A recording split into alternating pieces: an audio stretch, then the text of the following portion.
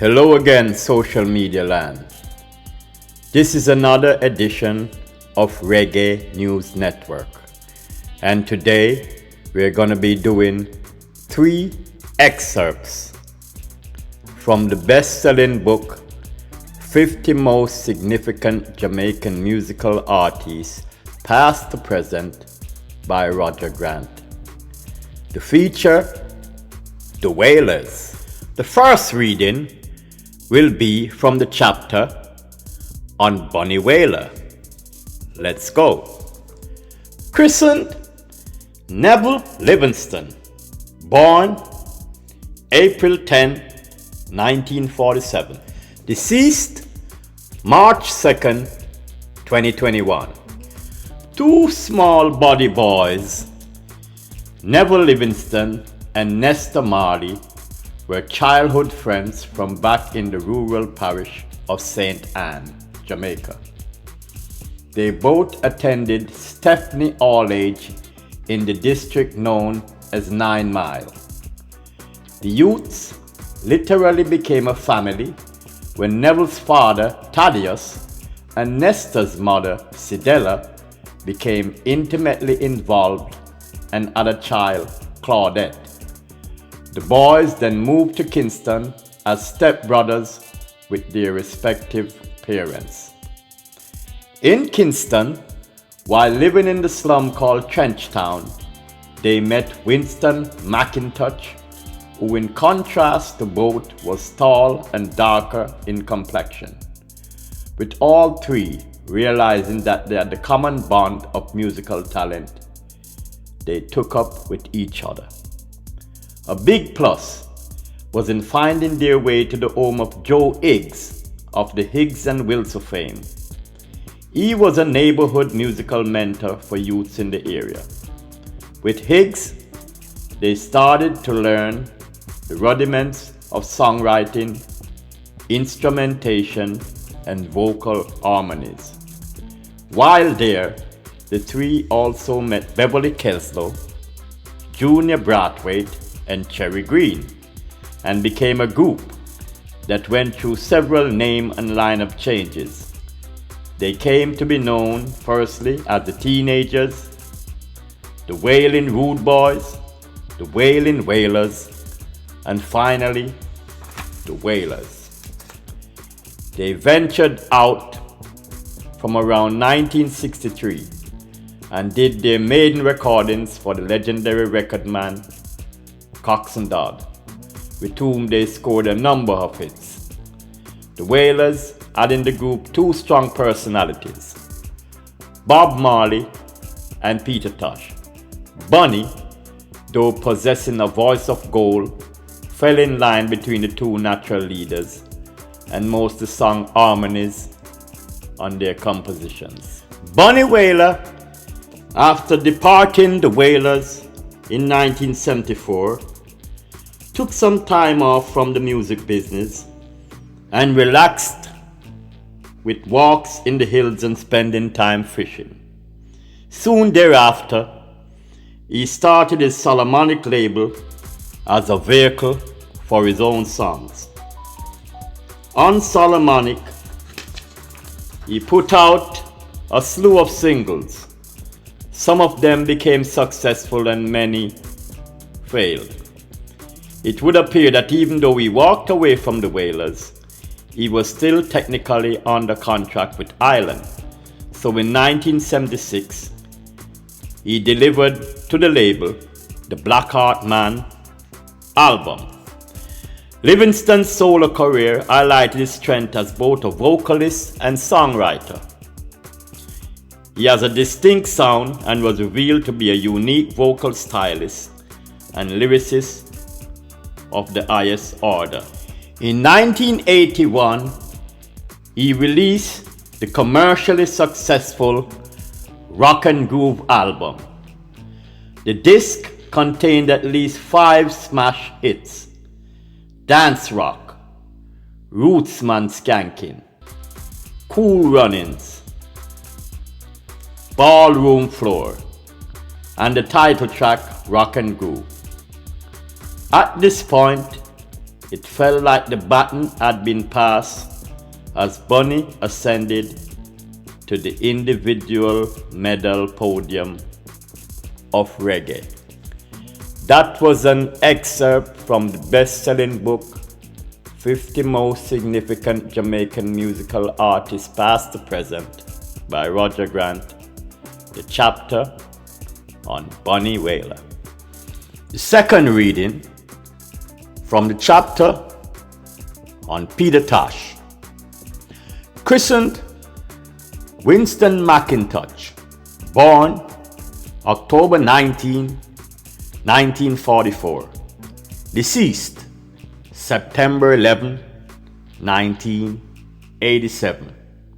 Reggae rebel. He will be a wild man who will be hostile to everyone, and everyone will be hostile to him. So goes the description of the biblical patriarch Ishmael in the book of Genesis. This prophecy could also be applied to reggae great Peter Tosh. Musically, he was the most militant of all that came out of Jamaica, with an equally volatile personality to match. Peter was a hard man to deal with, but no one, at least from a distance, expected him to die at the hands of ruthless killers in his own home. He was cut down on a muggy September evening in 1987 at the ripe age of 43. His rebellious image earned him the nickname Stepping Razor. The media and the powers that be may have only anointed one as the king of reggae, but amongst the kings of reggae, Peter the Great ruled in his own right. Born in the parish of Westmoreland in the district of Belmont to Alvira Morris and James McIntosh, the lad never knew his father, and his father claimed he wasn't aware of his birth. He was Alvira's only child. At around age 6, due to financial hardships, he was taken to an uncle, Uriah Campbell, who raised him until his early teens. At age 15, he and his mom, Alvira, migrated to the Kingston slum of Trenchtown. His musical passion led him to Joe Higgs, a Trenchtown-based musician and mentor to those who were interested in developing their craft.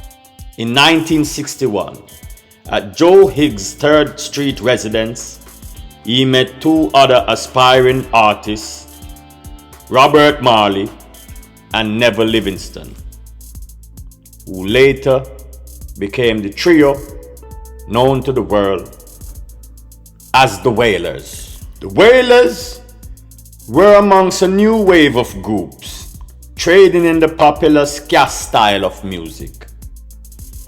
Their releases on Coxsone Studio One started to dominate the music scene from around 1964.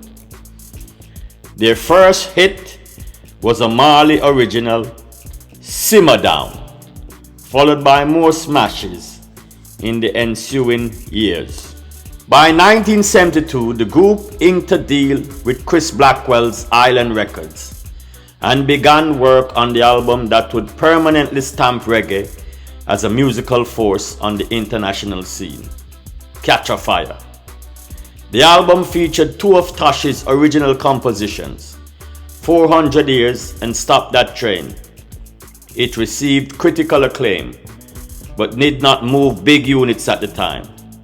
So in order to draw attention to the international neophytes, the label put them on tour.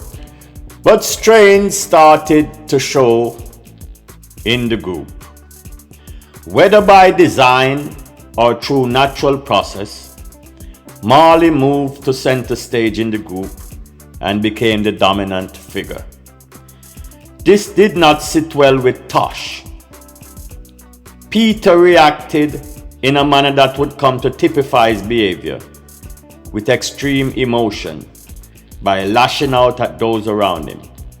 To him, this was a conspiracy to relegate him to the backbench, and imputed favoritism being shown to the half-white Marley by the white Chris Blackwell, whom he started to refer to as Chris Whiteworth. And by 1974, Peter quit the group after a fistfight between himself and members of the band while touring in the UK. He later remarked that Bob Marley was my student and he would never play second fiddle to him. His departure hardened his resolve to succeed on his own, but it also entrenched his feelings of resentment towards his former groupmate and the gatekeepers in the music industry. That was a reading from the chapter on Peter Tosh. Now, to complete the final reading from the 3 excerpts, we will go to the one on the king of reggae himself, Bob Marley. Christened Nestor Robert Marley, born February 6, 1945, deceased May 11, 1981, King of Reggae. There are personalities in history that are inextricably linked to their countries of origin, for better or for worse. Hitler to Germany, Stalin to Russia, Mao to China, Selassie to Ethiopia, Castro to Cuba, and Marley to Jamaica. A romance between a 16-year-old black country girl, Cedella Booker, and a white ex-soldier, Norval Marley, in the 1940s resulted in the birth of a child, Nestor.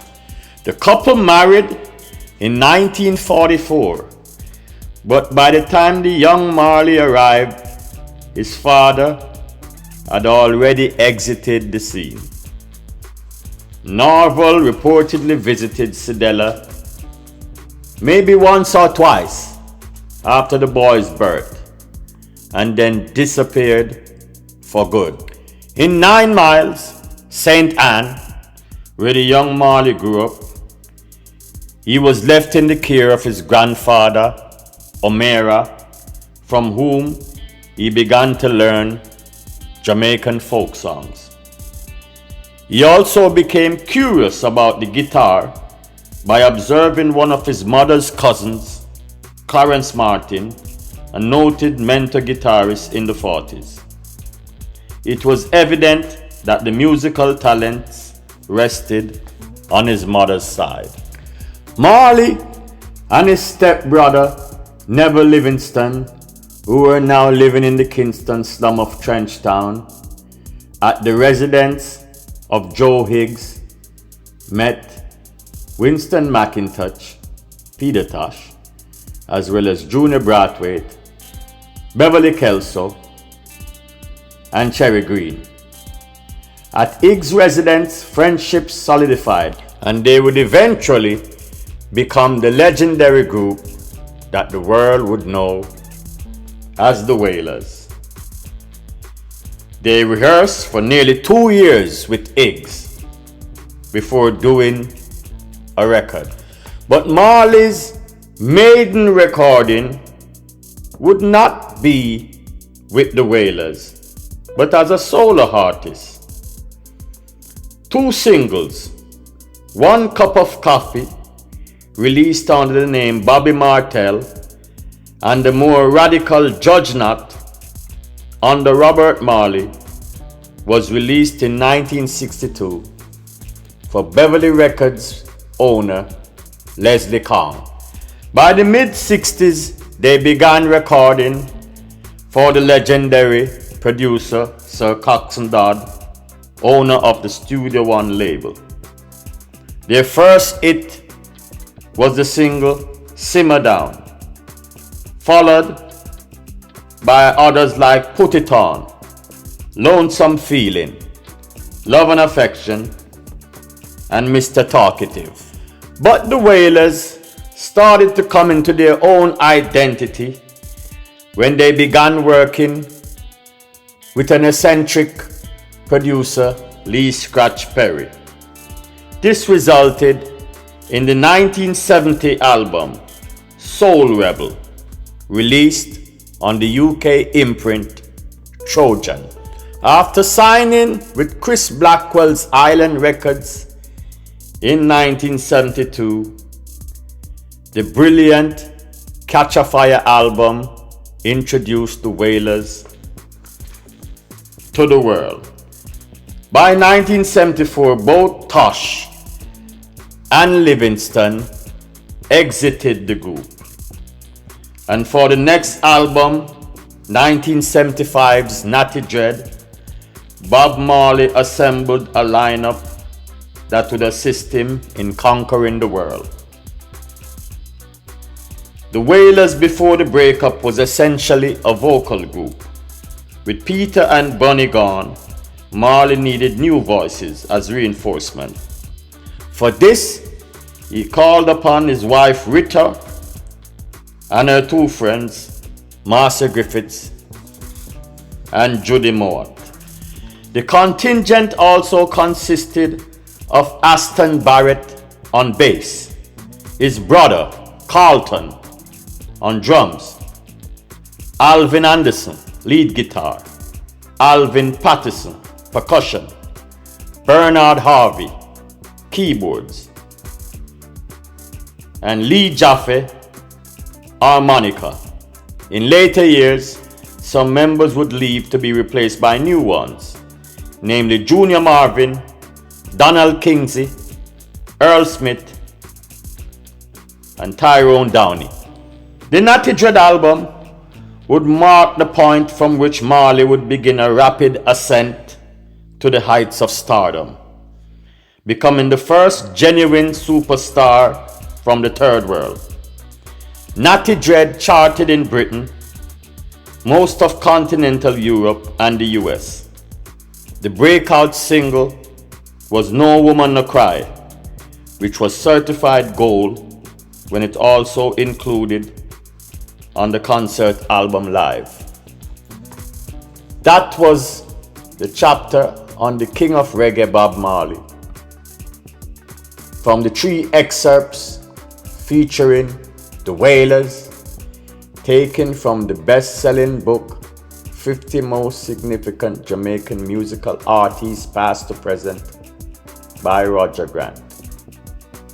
This is Reggae News Network. Talk to you next time, family.